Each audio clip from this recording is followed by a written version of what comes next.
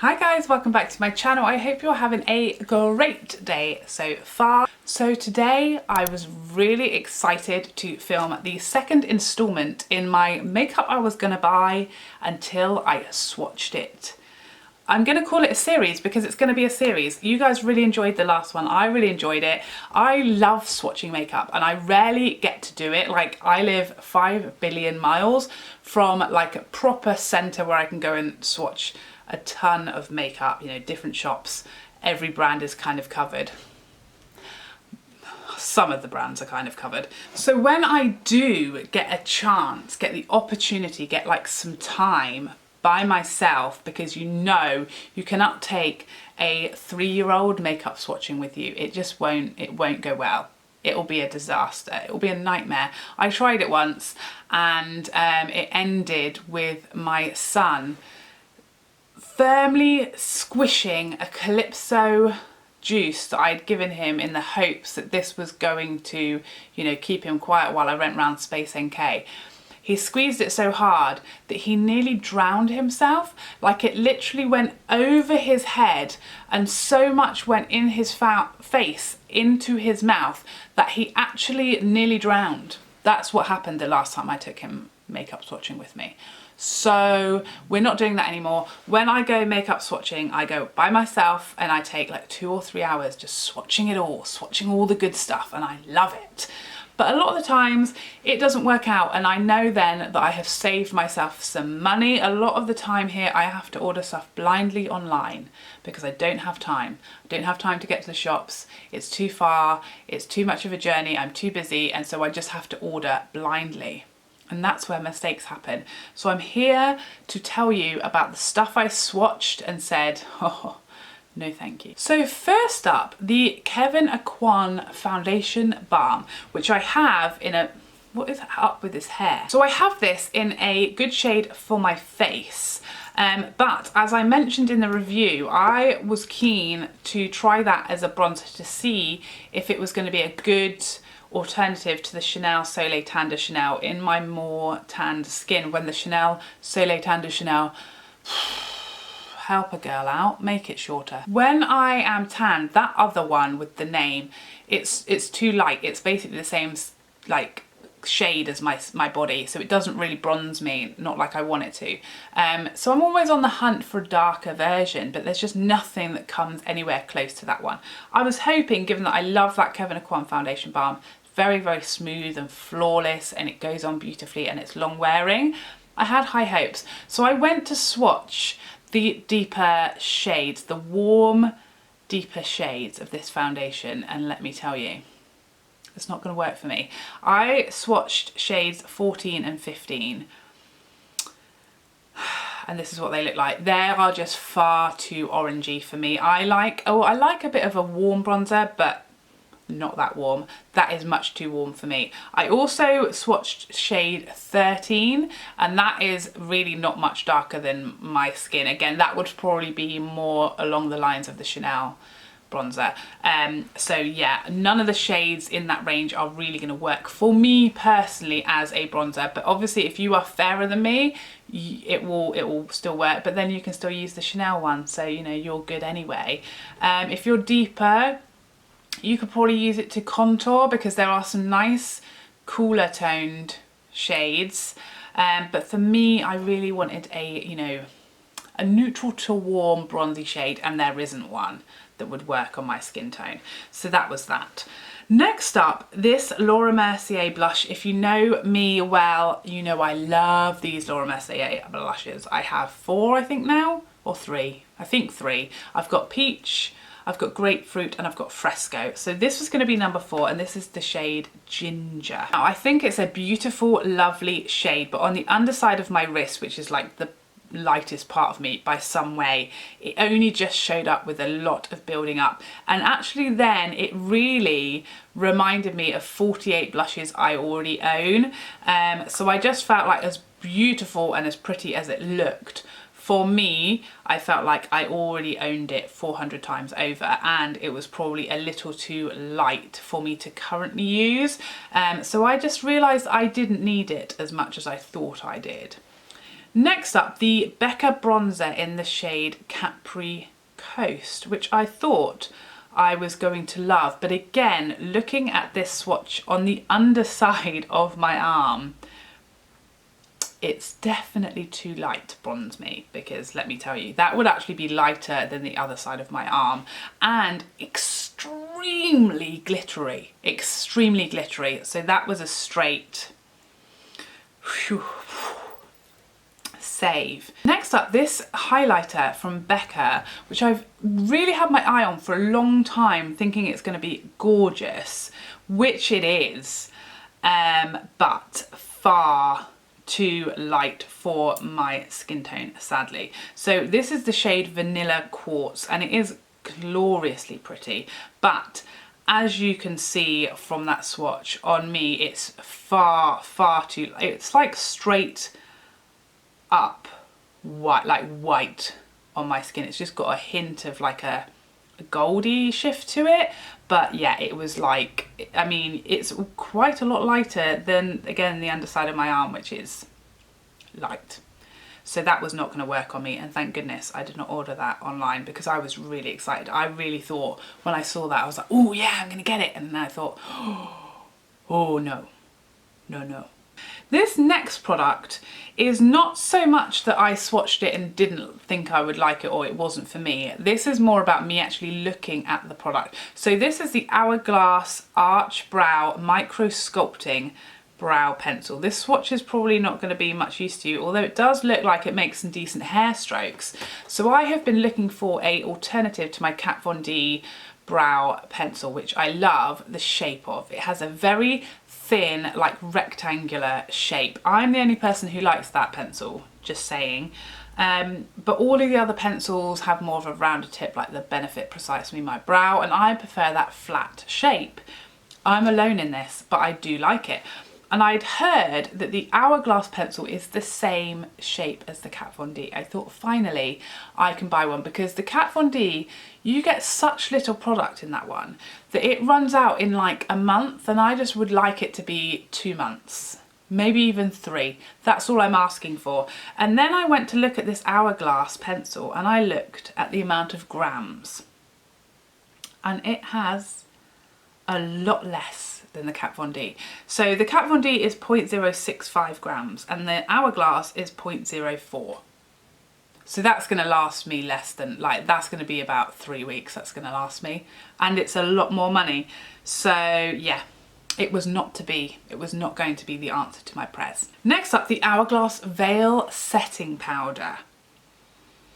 This was really unexpected for me, because I thought I was definitely going to pick this up. Lots of people tell me I'll love it, and then I just popped some on the back of my hand, as you can see from this photo. And can you see what it did to my hand? It left a very extreme white cut, and I promise you, I blended that, really blended that in. I like the look of it, as in it looked really glowy, but that is going to really significantly lighten my skin tone, so that is going to cause me a problem. Yeah, but I don't need these problems. So yeah, for now that is definitely out. I probably might try it again in the winter, but I feel as though that powder is not going to work for my skin tone, because it just seemed to really leave a white cast on my skin. Next up, I went to MAC. So we've got a whole hand of MAC products here. So starting at the top, that is the MAC Lovejoy blush. I wanted to try that because it's apparently quite similar to Chanel Elegance, but it's a little bit darker, according to Temptalia's Matrix. So yeah, I wanted to go and swatch that, but I felt like actually the darker tone was very similar to lots of others that I had. And so I decided just to flip and buy Chanel Elegance. I've wanted it for so long, so I just actually went and bought that one instead. Next down my wrist is MAC's Coffee and Cigs lipstick. This is one of their new Love Me lipsticks. Again, I was like convinced I was going to get this. I'm going to pick it up. It's going to be perfect. Well, when I swatched it, it's so similar to, is it Whirl and actually Twig that I already have. I feel like it's basically those two slightly mixed together. It's just so similar to so many that I already have that I was like, you don't need that, for goodness sake. You don't need it. It's the same as all of the others. These next three swatches are one of the Hyper Real palettes, the Get It Glowin Hyper Real Highlight Palette. And probably what you can see from here is they are lovely highlights, really nice and glowy, not overly glittery. They look like they'd be an okay sort of mix for my skin tone, like the golder shade would work nicely on me now. I can mix the others in, I can use the others in winter, so I actually really like it. But for me, what I realised when I swatched these shades is that they are exactly the same as the three of the shades I have in my Electric Wonder palette. So that palette has 6 shades, of which 3 of them are essentially those exact 3. So I realised again, I don't need that. I already have 6 the same, for goodness sake, stop it. And lastly but not leastly, this bottom blush, which is the Like Me Love Me Mineralize blush, which is gorgeous. Look at it. That is gorgeous. But to my eye, almost an exact dupe for the Laura Mercier Grapefruit blush, which I already own. Again, I would have bought all of this stuff if I hadn't swatched it. So next up, oh, the delivery man is here. So next up, one of the really disappointing ones. So I went into Boots to have a little swatchy. What is happening? My hair today. It's like a haystack. So next up I went into Boots to swatch some of the Fenty stuff because that's only new to the Boots near me. So it's very exciting that I can actually try some of the Fenty stuff I've had my eye on for a long time. And the most disappointing was this highlight duo. So this is the Hustla Baby Mean Money. This is like them, I feel, to my mind, they're like most popular highlight duo. As you can see from this, on the underside of my arm, you can only just see one of the shades, and the other shade is, or I don't even know that you could call it a highlighter. The other shade, all of these duos have like one more intense and one more subtle highlight. And this one, I feel like the subtle highlight is completely useless. It doesn't do anything. It doesn't show up on me. It's not at all luminous or glowy. It's like it's almost a matte powder basically. And then the other one is lovely and very, very pretty, but maybe again a hair light for my skin tone. So I actually picked up a different shade, which is the Afternoon Snack / Mo Honey duo, which I think is absolutely stunning for my skin tone. So this is what I'm wearing today, and it literally looks wet, and both sides are gorgeous. So I've got the more glowy shade in my inner corners and my brow arch and down my nose, and I've got the more subtle shade on my cheekbones, and you can definitely see it. It's glowy, it's dewy, wet looking, and the other side is more shimmery. So they are just the perfect duo. Way better for my skin tone, and I will definitely get a lot of use out of both sides.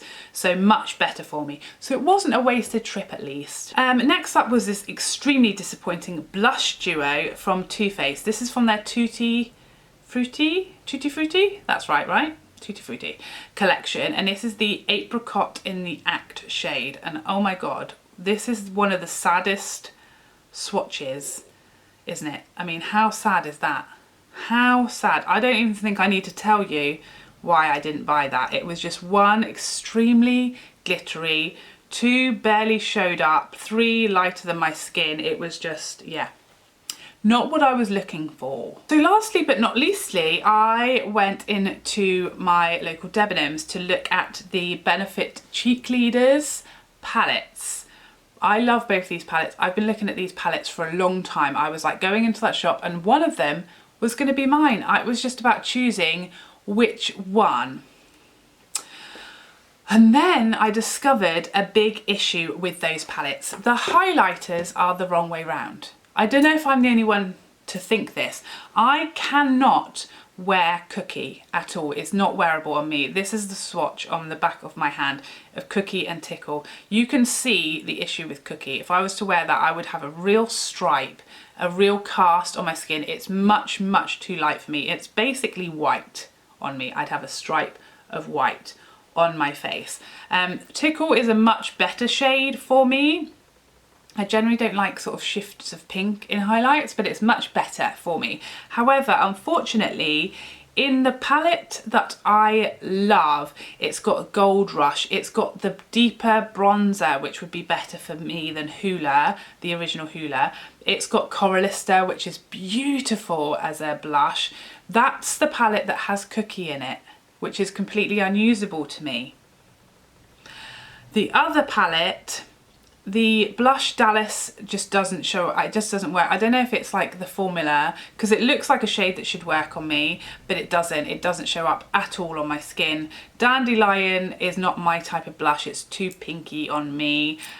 Regular Hoola I'm not a huge fan of, and then California I do like. So I much prefer the other palette, and I just wish that palette had Tickle in, because otherwise I just want to make my own palette. That's what I need, because I need to mix a few of these around. I'd want to kick original Hoola out of the darker palette, swap the highlights around, put in California instead of the Hoola, and that would be like a much nicer palette for me. But unfortunately they wouldn't let me do that in the store, so you know what you're gonna do. I really do feel like Benefit should do that, because they've got so many great cheek products, and I feel like lots of people will want to do what I want to do and kind of swap between the two.